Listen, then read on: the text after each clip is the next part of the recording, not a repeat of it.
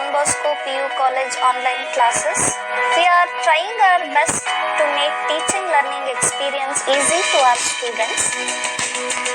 So subscribe to our YouTube channel and press the bell icon to never miss any update.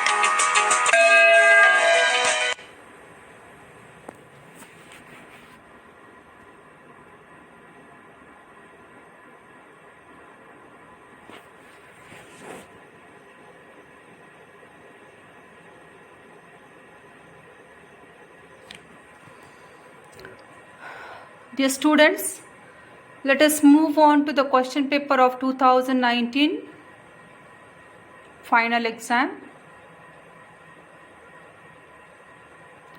So instructions, we have already discussed about the instructions. So we shall proceed with the question answers now. The Roman number 1. Answer the following in a word or a phrase or a sentence each. 12 questions and 12 marks. Question number 1. Whose beauty, according to Romeo, is too rich for use? Whose beauty was too rich for use? Since Romeo is mentioned in the question, so you know the answer is Juliet. So according to Romeo, it is Juliet's beauty that is too rich for use. Next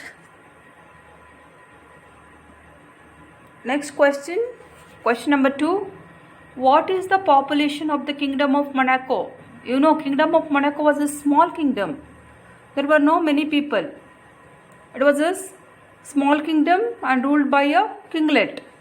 So what was the population there? There were only 7,000 people in Monaco Kingdom. Next question number 3. That is not there for you. Question number 4. Who is the caretaker of Don Gonzalo in the play A Sunny Morning? So you all know that Gonzalo comes along with a servant. What is the servant's name? Gonzalo. So if they ask you the caretaker or the servant, the answer is same. So Gonzalo's caretaker is Juanito. His servant is Juanito. Next question. How many acres of land did Basavaya encroach? Encroach means to take it forcibly. Okay? Take it with force. Not in a right way. Cheat somebody and take his things forcibly. That is called as encroaching. So how many acres of land did Basavaya encroach? 200 acres of land. Mention any one of the places through which the foot walks. This question is not there for you. That is from the deleted syllabus. Next question. Question number 7. Whom did Borges look upon? That also is not there. Next question. Question number 8. In the splendor of harvest and of moonlight, heaven lies all over. The phrase refers to. So what do you mean by the phrase, in the splendor of harvest and of moonlight, heaven lies all over? Options are given for you. Harvest and moonlight are no match to heaven. Splendor is only in heaven. Heaven can be seen in the harvest and moonlight. So what is the meaning of that phrase? The meaning is heaven can be seen in the harvest and moonlight. Next question number 9. Which animal bowed to the author at Nara in Japan and Brazil through a traveler's eye? So you all know, author had gone to the park there and he had given food to one of the animals. What is the name of that animal? What is the kind of that animal? The deer. Okay. What animal he met there in Nara? Deer. Next question number 10. How much money did the leader of the POP campaign team offer Roof? How much money they gave him in order to ask for his vote? That is 5 pounds. 5 pounds. Next question number 11. What had stunned the inhabitants of Padukottai on the International Women's Day? What had stunned, means surprised them? The all women's cycle rally, in which 1,500 female cyclists participated, had stunned the inhabitants of Padukottai on International Women's Day. So, what happened on that day, International Women's Day? Nearly 1,500 female cyclists. What did? What did they do? They went on a cycle rally. So many women going for cycle rally was really a surprising sight for the villagers. Next question. Question number 12. Where did the Mahad struggle mentioned? Okay, this question is not there for you. Next we will proceed. Domain number 2. 4 marks questions. These should be answered with 80 to 100 words and carry 4 marks. What were the arguments put forth by the prisoner for not running away from the prison? So first of all, the prisoner was put in the prison. First they decided to cut his head off. They couldn't do it. Secondly, they decided to put him in the prison and keep a guard over him. That also they couldn't proceed with because there was no money to provide for him food or to pay the salary of the guard, etc. That is why finally what do? They decide that they should set out the criminal from the jail. But they couldn't say it directly, you go out from the prison. What did they do? The plan that they thought was to dismiss the guard. So they dismissed the guard. But did the criminal run away? He did not run away. What did he do? He went to the kitchen, brought his food, ate his food and stayed inside the prison very relaxingly, very peacefully, without any tension. Okay. So, ministers called him and asked, what is the matter that you are not running away from the prison? What was the reason that he gave? Let us see the reason. Okay. What is the meaning of this question? Have you understood the meaning of this question? What were the arguments put forth by the prisoner for not running away from the prison? What are the reasons that he gave for not running away from the prison? So when the king realized that it was a serious matter to keep a criminal imprisoned for life and it would cause his people a large financial burden, he summoned his ministers and asked them to find a cheaper way of punishing the criminal. So the criminal is inside the jail, but what happens at the end of the year? A lot of expenses. Now what is he thinking of? To set out the criminal from the prison. Okay. The ministers met and after several deliberations suggested that they must dismiss the guard and save some money. So now they are thinking of dismissing the guard so that the salary of the guard will remain.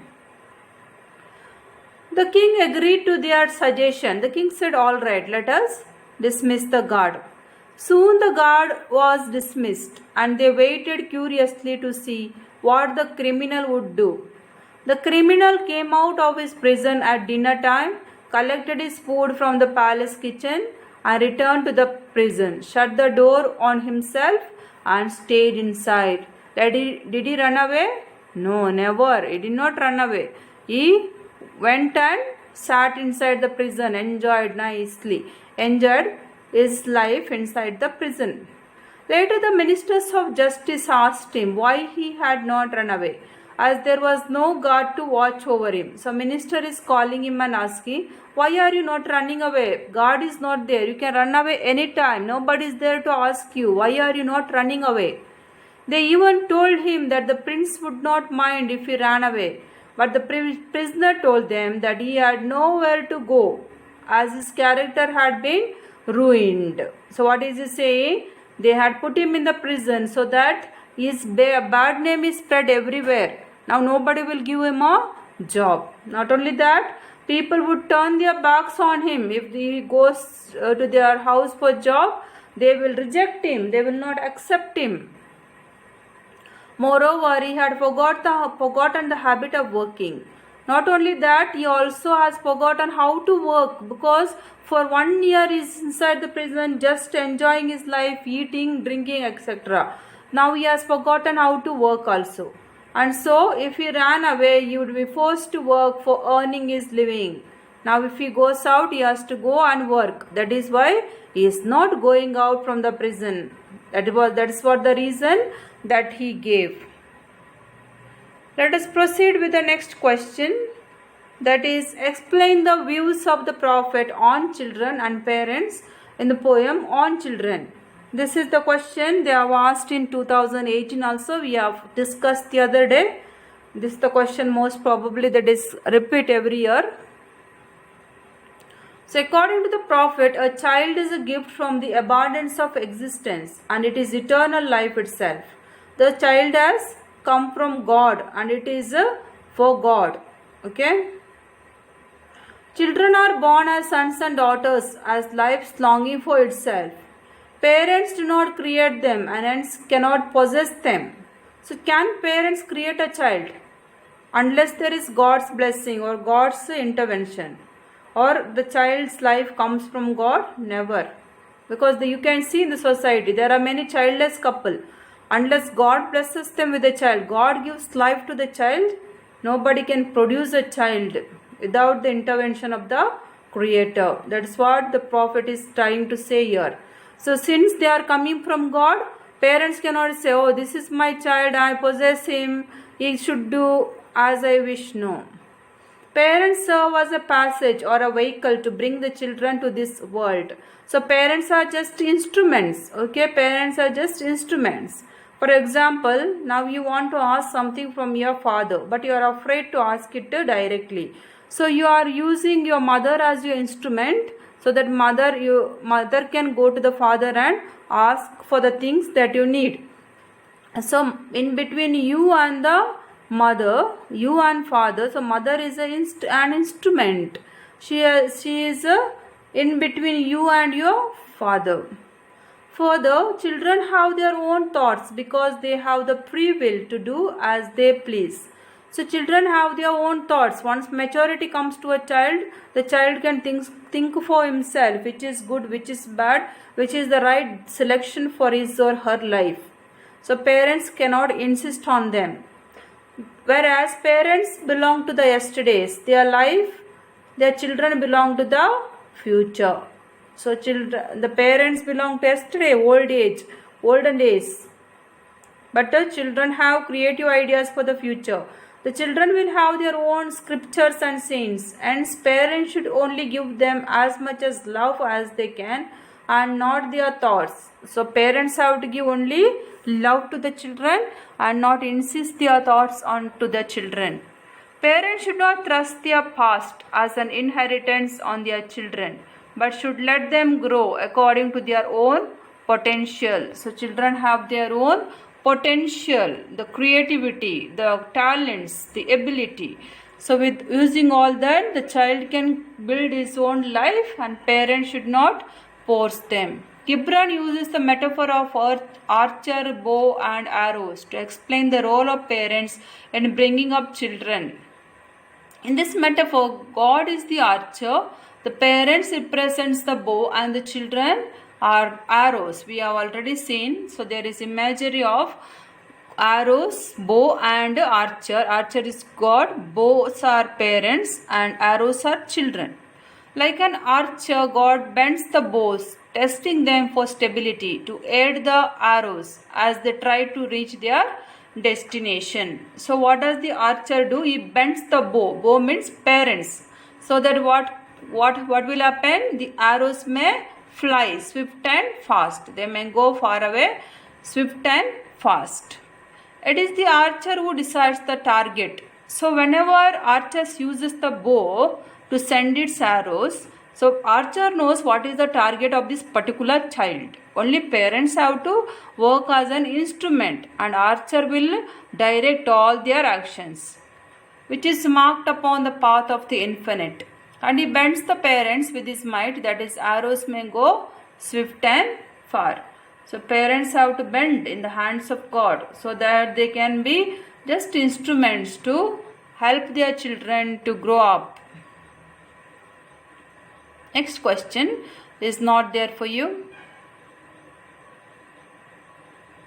Okay, next, how is the speaker's passionate love for his beloved brought out in the poem When You Are Old? So, When You Are Old, written by W.B. Yeats, is addressing to his lady love.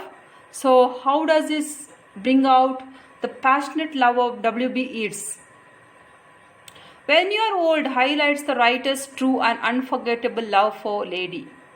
It presents the concern of a sincere lover for the future predicament of his lady love. Instead of focusing upon the present or the past, the poet looks to the future, a future in which the two people in the poem are destined to be forever apart.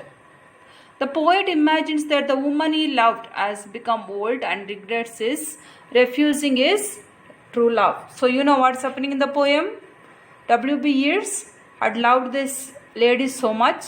He loved not her physical beauty, not her eyes, not her cheeks, but he loved her pilgrim soul. Okay, he loved all the sorrows of her face. He loved her truly and dearly, sincerely loved, not like other men who just loved her physical beauty. The poem begins with a presumption that an old and grey lady is sitting beside the fire nodding her head.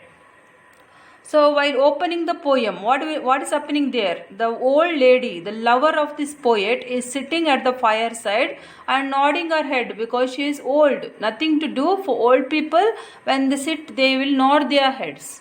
When she recalls her memories, she remembers the soft look that her eyes had once and the number of suitors who tried to court her, being charmed by her elegance and beauty. Okay, when she sits there at the fireside, she recalls all her past memories, what happened in her younger days. Younger days, she had beautiful eyes and so many boys were behind her making love, and also she was very elegant, very beautiful. All those things come to her mind when she sits there at the fireside. While admitting that many suitors were attracted by her youthful beauty, the speaker tries to tell her that he was the only lover who loved the pilgrim soul in her. So the poet tells her that they all loved her, but they did not love her truly. Only the one who loved her truly is the poet. He wants her to know that unlike others, he was attracted by the beauty of her inner self, and his love would remain constant even in her old age. So what does the poet say? He says that he loved her truly, unlike other women. He loved her soul. He assures her that he loves even the sorrows of her changing face, not only the face that is beautiful, but also while the face changes, there are sorrows hidden behind that face.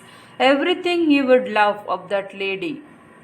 He wants her to understand that over a period of time her beauty will have faded away and she will have grown old, with her face having shrunk and her skin having been wrinkled, indicating that she has passed through many difficulties and sorrows. So what will happen? The poet is reminding the old lady the beauty that she has now in her youthful days, the beautiful eyes, the cheeks, chubby cheeks, they will not remain when she become old. What will remain? Only the sorrows on her face, the wrinkles that can be seen on her face. There is no beauty, there is no attraction at that age. But the poet tells her that even at that age he is going to love her. The speaker concludes visualizing that she is now bending down beside the dying fire, and she tells herself in a whisper, in a regretful tone, that her true love has fled and is hiding his face amidst a crowd of stars. So there is no use of it, no use at all now. Now she regrets because she did not realize in her youthful days the true love of the poet. The poet W.B. Yeats loved her very much, loved her truly, but she did not realize. Now she is regretting that she couldn't love the poet. But now there is no use because the poet is already dead and gone. He is hidden, his face amidst the crowd of stars, means he is there in heaven. He is dead and gone. Now there is no use of remembering the poet. Thus the whole poem is the delineation of the intense feelings of a true lover. This is the feeling of a true lover, not the false lover who loves only the physical beauty of the other. Next question. Write a note on the rivalry between Tammanna and Basavaya as explained in the Gardenal. What is the meaning of rivalry? The enmity. Enmity between Tammanna and Basavaya. ಹೇಗಿತ್ತು ಅವರ ನಡುವಿನ ಶತ್ರುತ್ವ? In the beginning, there appeared to be healthy competition between Tammanna and Basavaya. So what happened in the beginning? Each one is trying to acquire more and more land. Tammanna wants to acquire more land. Basavaya also wants acquire more land. So in the beginning it seems like it is a very healthy competition. Okay, ಇದು ಒಳ್ಳೆ ರೀತಿಯ competition ಅಂತ ಅನಿಸ್ತದೆ ನಮಗೆ. We are feeling it at the beginning. Tammanna did not take Basavaya as his rivalry at all. Therefore, when Basavaya acquired 15 admirers to outdo Tammanna's even 10 friends, it did not come to Tammanna's notice at all. In the beginning there was no competition. Okay, they just had friends, so they did not take it was a competition or it's a rivalry. Tammanna did whatever he wanted without bothering about Basavaya, but Basavaya did not keep quiet. When he came to know that Tammanna possessed 1000 acres of land and he had only 800, he could not tolerate this. Okay, Tammanna ಅವನಷ್ಟಕ್ಕೆ ತನ್ನ ಆಸ್ತಿಯನ್ನು ಹೆಚ್ಚಿಸಿ ಹೋಗ್ತಿದ್ದ. ಆದರೆ Basavayya is feeling that you should start a kind of competition, a rivalry type of competition between him and Tammanna. ಈಗ ಬಸವಯ್ಯ ಏನು ಮಾಡ್ತಾನೆ, ತಮ್ಮನ ಹತ್ರ 200 ಎಕರೆ ಜಾಸ್ತಿ ಭೂಮಿ ಇದೆ, ತನಗೆ ಅದು ಬರಬೇಕು. ದಟ್ ಇಸ್ ವೈ ಈ is acquiring it forcibly. He sent word to Tammanna asking him to sell 200 acres of land to him. That is why Basavaya ಏನಂತ ಹೇಳ್ತಾನೆ, he is sending his ministers, servants and telling Basavaya, Tammanna to sell his land. 200 ಎಕರೆ ಜಾಸ್ತಿ ಜಮೀನು ಇದೆಯಲ್ಲ ನಿನಗೆ, ಅದನ್ನು ನನಗೆ cell ಮಾಡು ಅಂತ ಅವನು ತಮ್ಮನ ಹತ್ರ ಕೇಳ್ತಾನೆ. Tammanna did not agree. On the contrary, he offered to buy all the land that belonged to Basavaya. Therefore, Basavaya went along with his people and acquired 200 acres of Tammanna's land forcibly and got a fence built around it. ಅದಕ್ಕೇನು ಮಾಡಿದ, ತಮ್ಮನ್ನ ಕೇಳಲಿಲ್ಲ. Tammanna did not agree to give that 200 acres of land. So Basavaya, what did he do? He went with his friends and acquired the land forcibly. Force ಆಗಿ ಅವನ ಜಮೀನನ್ನು ಅವನು ಆಕ್ರಮಣ ಮಾಡಿದ. ಆ್ಯಂಡ್ ಏನು ಮಾಡಿದ, ಬೇಲಿಯನ್ನು ಕಟ್ಕೊಂಡ, built a fence around it. Tammanna could not tolerate this invasion. ಈ ಆಕ್ರಮಣವನ್ನು ಸಹಿಸಲಿಕ್ಕೆ ಆಗಲಿಲ್ಲ. ಯಾರಿಗೆ? ತಮ್ಮನಿಗೆ. Later when his supporters suggested to him that he could go to the court of law or the police or use his own people to attack him and forcibly wrest his land from him, Tammanna did not accept their suggestion. Tammanna probably thought that competing with Basavaya by physical means has no end to it, because it depends on who is able to master more muscle power. ಈಗ ಏನು ಮಾಡ್ತಾರೆ, ತಮ್ಮನಿಗೆ ಫ್ರೆಂಡ್ಸ್ಗಳು ಹೇಳ್ತಾರೆ, ಏನು ಮಾಡು ನೀನು, ಅವನಿನ್ನ 200 ಎಕರೆ ಜಮೀನನ್ನು ಆಕ್ರಮಣ ಮಾಡಿದ್ದಾನೆ, ಅದನ್ನು ಹೇಗಾಗಲೂ ಮಾಡಿ ಪೊಲೀಸ್ ಹತ್ರ ಹೋಗಿ ಅಥವಾ ಕೋರ್ಟಿಗೆ ಹೋಗಿ ಅಥವಾ ನಮ್ಮ ಫಿಸಿಕಲ್ ಸ್ಟ್ರೆಂತನ್ನು ಯೂಸ್ ಮಾಡಿ ಆ ಜಮೀನನ್ನು ನಾವು ಹಿಂದೆ ಪಡೆದುಕೊಳ್ಬೇಕು. ಬಟ್ ತಮ್ಮನ್ನ ಈಸ್ ನಾಟ್ ಎಗ್ರೀಯಿಂಗ್. ತಮ್ಮನ್ನ ಇಸ್ ಸೇಯಿಂಗ್ ಬೇಡ, ಫಿಸಿಕಲ್ ಸ್ಟ್ರೆಂತ್ ಯೂಸ್ ಮಾಡಿ ಜಮೀನನ್ನು ಆಕ್ರಮಣ ಮಾಡಲಿಕ್ಕೆ ಸಾಧ್ಯವೇ ಇಲ್ಲ. ಇದು ಕಂಟಿನ್ಯೂ ಆಗಿ ಹೋಗ್ತದೆ. I don't want to use any physical strength, I want to use some invisible means. ಅವನಿಗೆ ಗೊತ್ತೇ ಆಗಬಾರ್ದು ನಾನು ಅವನ ಜೊತೆ ಕಾಂಪಿಟೇಷನ್ ಮಾಡ್ತಾ ಇದ್ದೇನೆ. ಆ ರೀತಿಯ ವಿಧಾನವನ್ನು ಬಳಸಿ ನಾನು ಬಸವಯ್ಯನನ್ನು ಸಂಪೂರ್ಣವಾಗಿ ನಾಶ ಮಾಡಬೇಕಂತ ಅವನು ಬಯಸ್ತಾನೆ. So muscle power has its own limitations. Secondly, muscle power needs the involvement of many more people apart from Tammanna. Moreover, as long as both of them were fighting by visible means, people did not know who was trying to compete with whom. ಹೀಗೆ visible ಮೀನ್ಸಲ್ಲಿ ಅವ್ರ competition ನಡೀತಾ ಹೋದ್ರು ಜನರಿಗೆ ಗೊತ್ತಾಗಲಿಲ್ಲ ಇವರ ಹತ್ರ ಯಾವ ರೀತಿಯ ಕಾಂಪಿಟೇಷನ್ ನಡೀತಾ ಇದೆ ಅಂತ ಜನರಿಗೆ ಏನು ಗೊತ್ತಾಗಲಿಲ್ಲ. Until then Basavayya was the first one to show to the people he had more land, more friends, more wealth. ಎಲ್ಲರೂ ಜನರು ಎಣಿಸ್ತಿದ್ರು ಬಸವಯ್ಯ ಗ್ರೋ ಆಗ್ತಾನೆ, ಫೇಮಸ್ ಆಗಿ ಹೋಗ್ತಾನೆ, ಅವನ ಹತ್ರ ಜಾಸ್ತಿ ಜಮೀನಿದೆ, ಜಾಸ್ತಿ ಫ್ರೆಂಡ್ಸ್ ಇದ್ದಾರೆ ಅಂತ ಜನರೆಲ್ಲೂ ಅವನನ್ನು ಹೊಗಳ್ತಿದ್ರು. Tammanna never did anything to spite Basavayya. Moreover, Tammanna was on his natural inclination and not to spite Basavaya. Therefore, Tammanna realized the limitation of competing with Basavaya by physical means. That is why he thought of putting an end to the unhealthy rivalry of Basavaya by trying recourse to something invisible. He took recourse to singing ballads and telling the people through them about the cruelty and the meanness of Basavaya. ಅದಕ್ಕಾಗಿ ಅವನು ಏನು ಮಾಡಿದ, ಎಲ್ಲ physical strength use ಮಾಡೋದು ಬೇಡ, ನಾನು ಏನು ಮಾಡ್ತೇನೆ, I will compose ballads on Tammanna's rivalry Basavayya's rivalry and sing them ಅಂತ ತಮ್ಮನ ಭಾವಿಸಿ ಅವನು ಬಲಾಡನ್ನು ಕಂಪೋಸ್ ಮಾಡಿ ಸಿಂಗ್ ಮಾಡ್ತಾನೆ. Okay, that is the way that they grow in rivalry. Next question, trace the stages of the foot's transformation as portrayed to the foot from its child. That question is not there for you. Next 19th question also is not there. Next question they have repeated for 2018 also, there was that question. Okay, that is about bowing in Japan, important question. Okay, according to George Mikes, as soon as we land in Japan, the first thing we notice is bowing is so ubiquitous in Japan. Means bowing is so natural. Everywhere you see people are bowing to one another. The writer comments that it is the mania of the Japanese. Mania andre madness, a kind of madness. Namgege mobile mania, some have mobile mania, some have TV mania, some have PUBG mania. That's the same way. And bowing is mania in Japan. He remarks that everyone keeps bowing to everybody else with the ceremonious solemnity of a courtier. ಎಲ್ಲರೂ ಪ್ರತಿಯೊಬ್ಬರಿಗೆ ಬೌ ಮಾಡ್ತಾ ಇರ್ತಾರೆ. ಹೇಗೆ ಕೋರ್ಟಲ್ಲಿ ಇದು ರಾಜನ ಅರಮನೆಯಲ್ಲಿ ಹೇಗೆ ಬೌ ಮಾಡ್ತಾರೋ ರೆಸ್ಪೆಕ್ಟ್ಫುಲ್ ಆಗಿ, ಹಾಗೆ ಎಲ್ಲರೂ ಒಬ್ಬರಿಗೊಬ್ಬರು ಬೌ ಮಾಡ್ತಾ ಹೋಗ್ತಾರೆ. If two Japanese bow as a rule, neither is to straighten up before the other stands erect in front of him. So ನಿಮ್ಗೆ ಗೊತ್ತಿರಬೇಕು, ಬೌ ಮಾಡುವಾಗ ಯಾರು ಫಸ್ಟ್ ನೆಟ್ಟಾಗಿ ನಿಂತ್ಕೊಳ್ಬೇಕು ಅದರ ಬಗ್ಗೆ ರೂಲ್ಸ್ ಇದೆ. ಒಟ್ರಾಶಿ ನಿಂತ್ಕೊಳ್ಳಿಕ್ಕೆ ಸಾಧ್ಯ ಇಲ್ಲ. He states that bowing is quite more formal and more oriental and also infectious. Besides, he also says that the Japanese follow a complicated hierarchy in bowing. ಅವರ ಹತ್ರ ಹೈರಾರ್ಕಿ ಇದೆ, ಒಂದು ರೀತಿಯ ಸಿಸ್ಟಮ್, ಆರ್ಡರ್ ಇದೆ. ಯಾರು ಯಾರಿಗೆ ಬೌ ಮಾಡಬೇಕು ಅಂತ ಒಂದು ರೀತಿಯ ಆರ್ಡರ್ ಇದೆ. This system decides who bows to whom, how deeply and for how long, who has to bow to which person and how deeply they should bow.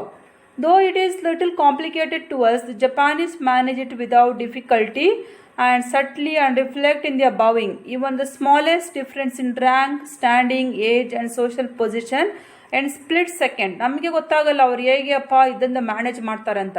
So there is a order. The people know depending on their age, their job, their standard ಎಲ್ಲ ಬಗ್ಗೆ ಅವರ ಮನಸ್ಸಲ್ಲಿಟ್ಟು ಅವರು ಯಾರು first ನಿಂತ್ಕೊಳ್ಬೇಕು, ನೆಟ್ಟಾಗಿ ನಿಂತ್ಕೊಳ್ಬೇಕು ಅದನ್ನು ಅವರು ಚೆನ್ನಾಗಿ practice ಮಾಡ್ತಾರೆ. ಅದರಲ್ಲಿ ಯಾವುದು ತಪ್ಪನ್ನು ಅವರು ಮಾಡಲ್ಲ. Apart from saying that the Japanese follow a complicated hierarchy in their bowing, the author says that the Japanese follow certain basic rules inside the family. Inside the family ಸಹ ರೂಲ್ಸ್ ಇದೆ, ಯಾರು ಯಾರಿಗೆ ಬೌ ಮಾಡಬೇಕಂತ ಅವರಿಗೆ ರೂಲ್ಸ್ ಇದೆ. They are the wife bows to her husband, the child bows to her father, younger brothers to elder brothers, and the sister bows to all brothers of whatever age. In Japanese stores, bowing girls stand at the top of escalators and their only duty is to bow deeply and differentially to all and sundry. So they appoint girls also in the malls to bow for others and they bow to all and sundry. Elrige bow ಮಾಡ್ತಾರೆ ಅವರು. The ticket checking conductors on the fast Tokaido line march to the middle of the coach and bow ceremoniously in both directions before checking the tickets. At Nara, a deer created the impression that it bowed to the author. So bowing is done by everybody and to everyone. Next question. Give an account of Roof's role as an election campaigner. You know, Roof was in the party of PAP, isn't it? So now he is election campaigner. Election ಬಗ್ಗೆ ಪ್ರಚಾರ ಮಾಡುವವನು. ಹೇಗೆ ಪ್ರಚಾರ ಮಾಡ್ತಾನೆ ಅವನು Roof? Roof is an energetic young man of Umofia who has come back to his village, giving up a bright future in the city. People believe that he has come back to guide them in difficult times and hence hold him in high esteem. ಜನರು ಅವನಿಗೆ respect ಕೊಡ್ತಾರೆ. ಯಾಕೆ? ರೂಫಿಗೆ ಕೆಲಸ ಇದ್ದರು ಸಿಟಿಯಲ್ಲಿ, ಅದನ್ನು ಬಿಟ್ಟು ಅವರ ಜನರೊಟ್ಟಿಗೆ ಸೇರಿ ನಿಂತ್ಕೊಳ್ಳಿಕ್ಕೆ ಅವ್ರು ಸೇರಿ ಬಾಳಲಿಕ್ಕೆ ಅವನು ಅಲ್ಲಿ ಬಂದಿದ್ದಾನೆ. That is why people respect him a lot. When we read about the election, the writer tells us that the village of Himofia already belonged en masse to the People's Alliance Party and had elected Chief the Honorable Marcus Sibe as their representative in the previous election, and nobody doubted his re-election this time also. The man behind Marcus' success is Roof. ನಿಮ್ಗೆ ಗೊತ್ತಿದೆ PAP party ಇದೆ, ಮಾರ್ಕ್ಯೂಸ್ ಅಧಿಕಾರಿ ಆಗಿದ್ದಾನೆ, ಇದಕ್ಕೆಲ್ಲ ಸಹಾಯ ಮಾಡಿದವನೇ ಅವರು roof. Roof was his election campaign manager and had become a real expert in election campaigning at all levels. ಅವನು ಎಲ್ಲ ಲೆವೆಲಲ್ಲಿ ಕ್ಯಾಂಪೇನ್ ಮಾಡಲಿಕ್ಕೆ, ಎಲೆಕ್ಷನ್ ಬಗ್ಗೆ ಪ್ರಚಾರ ಮಾಡಲಿಕ್ಕೆ ಅವನಿಗೆ ಸರಿಯಾಗಿ ತಿಳಿದಿತ್ತು. Having already seen a change in Marcus's status and wealth, Roof is able to gong the people's mood and change in people's perception of Marcus Bay and had conveyed to his leader that a radical change had come in them. ಅವನಿಗೆ ಗೊತ್ತಿತ್ತು ಜನರಲ್ಲಿ ಯಾವ ರೀತಿಯ ಬದಲಾವಣೆ ಆಗ್ತದೆ, ಪ್ರತಿಯೊಂದು election ಟೈಮಲ್ಲಿ ಯಾವ ರೀತಿಯ ಬದಲಾವಣೆ ಆಗುತ್ತೆ. ಈ ಸಾರಿ ಸಹ ಜನರ ಮನಸ್ಸಲ್ಲಿ ಬದಲಾವಣೆ ಆಗಿತ್ತು. PAP ಪಾರ್ಟಿ ಬಗ್ಗೆ ನೆಗೆಟಿವ್ ಫೀಲಿಂಗ್ ಇತ್ತು ಜನರಲ್ಲಿ, ಅದರ ಬಗ್ಗೆ ಅವನು ಮಾರ್ಕ್ಯೂಸ್ಗೆ already ತಿಳಿಸಿದ್ದ. This way he prepares Marcus to plan his strategy to woo the voters in the coming elections. After feasting in Marcus's house on the day of the opening of his new house, people had realized what good things politics had showered on Marcus. They also regretted to a little extent that they had given their vote to Marcus free of charge in the previous election. Therefore, this time they decided to demand a price for their vote. As expected, Roof, being an expert in election campaigning, comes armed with money to his whispering campaign.